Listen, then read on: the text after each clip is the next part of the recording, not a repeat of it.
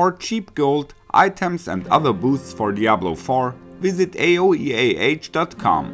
Check out the link in the description, you get 3% off with the code ARIAD. Hello and welcome to my Fire Sword guide for Season 5.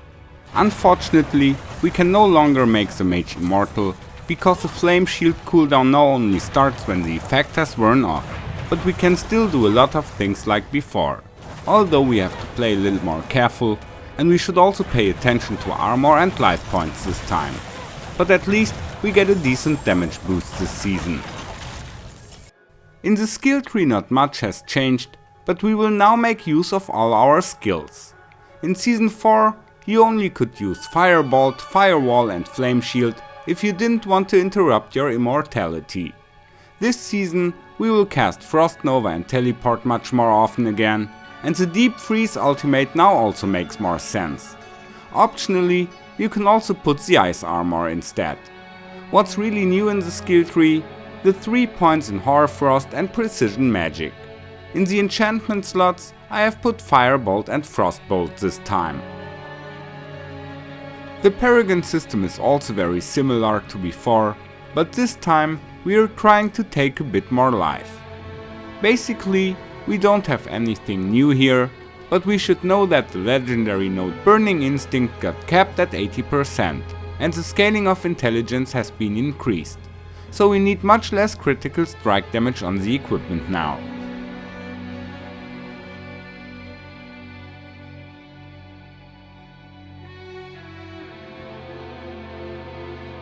Now let's look at the equipment.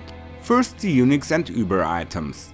In the endgame we will play Harlequin Crest and the Ring of Starless Skies, and we also need the new unique one-handed sword and the Flame Weaver gloves. The sword will boost our attacks by up to 300% damage, but makes them cost mana. So we need some cost reduction and resource generation on our gear this time. However, the sword also gives extra skill levels and attack speed for basic attacks, so we don't need the rapid aspect any longer. Of course we go for pants with plus X to Firebolt again.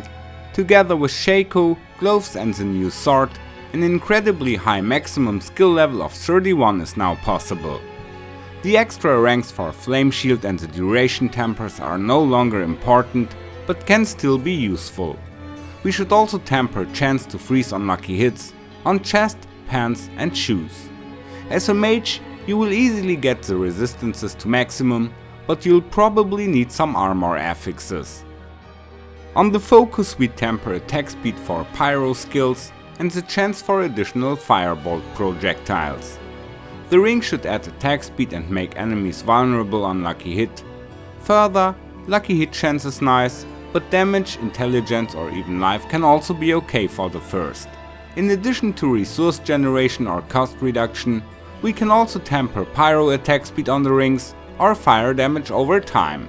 It depends on whether you want to have maximum attack speed without the bonus from Moonrise or not.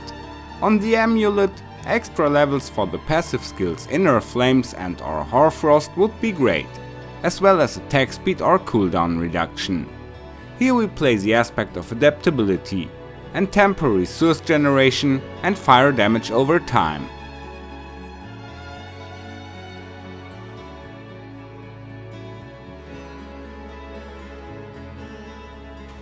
As you can no longer use Flame Shield all the time, you should save it for moments of danger.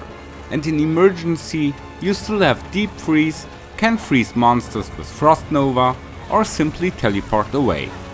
This makes the gameplay a bit more challenging and interesting again. And the new sword will also deal a lot of damage, but you need the Starless Ring to make it work. We now also inflict more damage on frozen monsters, so it's great that we can freeze monsters on lucky hit and also have increased our lucky hit chance. As you can see, my Firebolt build is no longer immortal, but it has become a lot stronger. Even if Chain Lightning becomes the new hype, the Fire Mage is still a solid alternative. Whatever you decide, I wish you a good season start, see you soon and may the loot be with you.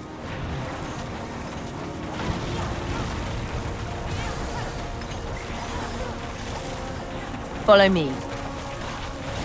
Thank you. Goodbye.